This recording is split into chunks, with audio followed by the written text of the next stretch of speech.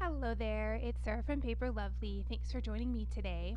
I am really excited to share this project with you. I saw a picture of this on Pinterest and again could not find a tutorial, so I thought I would try and figure it out myself.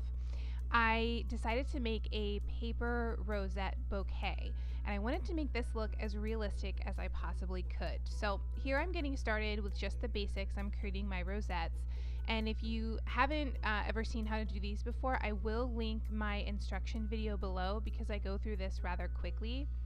I'm doing 3 different size flowers. The smallest white is cut to 1 inch wide, and then the pink are 1.25 inches and the red are 1.5 inches.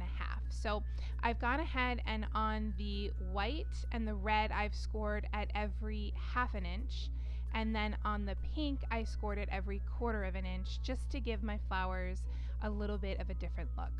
So I've gone ahead and done my valley folds on all of those. Here I'm adding my Scor-Tape along the edges. For the white and the red I used 1/4 inch Scor-Tape. For the pink I used 1/8 inch. And then when I put them together I will just use one of the strips to create the larger 2 flowers, and for the smaller white flowers I'm using 2 of the strips together. So I'll add one on the end of the other and then turn that into a circle. Here you can see I'm going to go ahead and create my rosettes, and I'm going to use my glue gun to go ahead and place my circles on either side. And I'm just going to take you through how I created one of each size for this.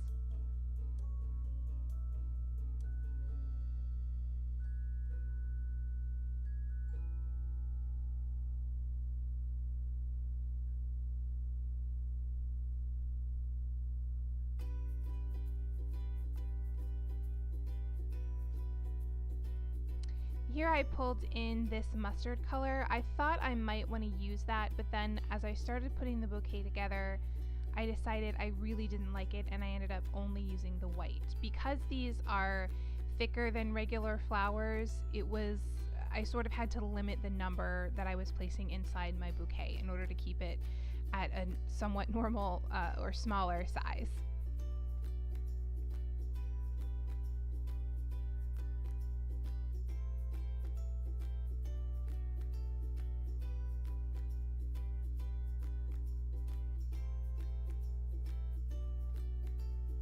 So now that I've got those done, I'm going to create the stems for my flowers, and I had a few green straws, but they weren't all exactly the color I was looking for. And again, since flowers have different colors, I wanted to kind of give this variety and make it look as realistic as I could. So I started off here by dyeing some of the gold and sort of cream colored paper straws that I have. I used those with my darker green ink. That was a color box ink called Silk Green, and that's a pigment ink. So I went ahead and I put that all over those white straws because they're darker, and then for some of the green straws I used my Lawn Fawn fresh cut grass just to have a variety of the colors. Now I let these sit overnight to dry, and they were still smudgy. So I don't know if it's because there's sort of a treatment on the paper straws, but what I ended up doing, because I didn't want to lose the work I had done, was I took them and dipped them in some clear Simon Says Stamp embossing powder, and I'm just going to go ahead and heat emboss them, and that locked in the color and it worked just fine. It was an extra step, so my suggestion would be just use a dark green dye ink because I had no problems with the ones that were the lighter color. And here you can see I'm adding my stems onto my flowers. So I went ahead and cut a few more green circles, and then I have pinched the ends of the straw, and I'm adding those to the back of my flower with my hot glue gun, and then placing one of the green circles on top.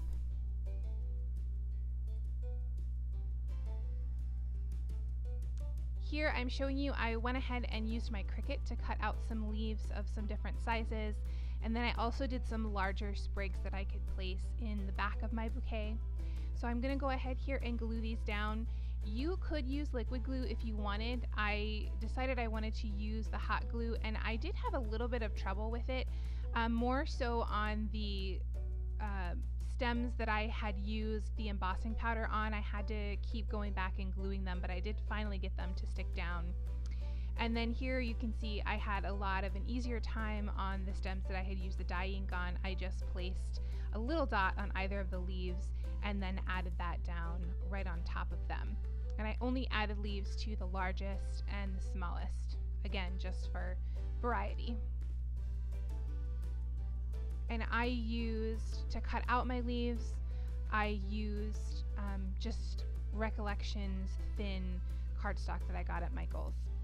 So here I've created my bouquet. I've left the most of this off camera because the wrap was giving me a little bit of trouble, but I did finally get it sort of into a shape that I was looking for, and I used one of the leftover Simon Says stamp bags that their monthly card kits come in to create that wrap. So as you know, I always say save everything, and that worked out really well in this case.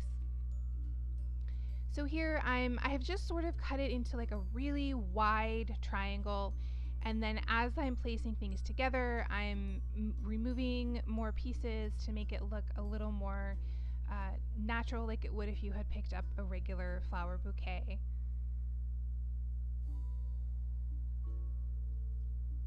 And I just sort of fuss around with this. I've left in most of this just so you can see sort of how I figured it out and moved things around. I wanted to have some of those leaves poking out. I wanted it to look somewhat natural, but so that you could also see all of the flowers. So I ended up pushing them most of the way out of this wrap, but was still able to get everything held together.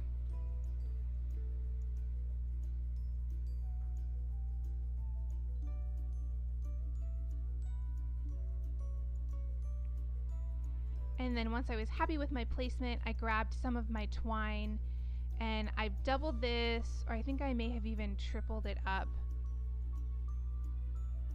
And I'm going to tie that around to hold everything in place with just a simple knot.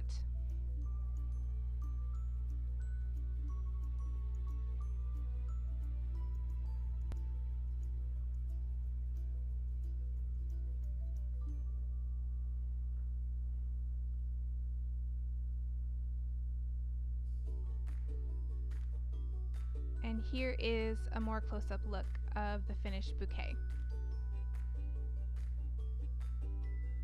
I love all that dimension.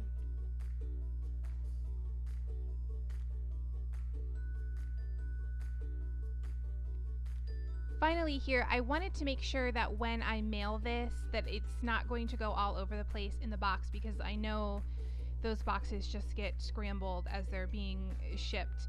So I wanted to wrap it up in plastic. Again, I save everything. So this is a sheet of plastic that I received a scrapbook.com order in. I've gone ahead and just trimmed off a little bit more of the bottom of that bouquet so that it would fit. And then I'm going to take this wrap, place it around it. This will protect it in case any water gets in the bag as well. And then I'm just going to fold this around.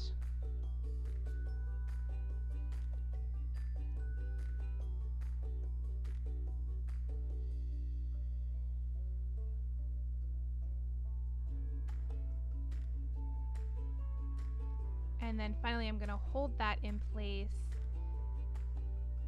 with a little piece of some Valentine's Day washi tape. And that is the finished bouquet.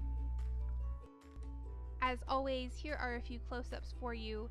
In the description box below, you'll find my blog post, which has additional photos and links to the supplies I used. If you enjoyed the video, please leave me a comment or a thumbs up and subscribe for more. Thanks again for watching, and I'll see you in the next video.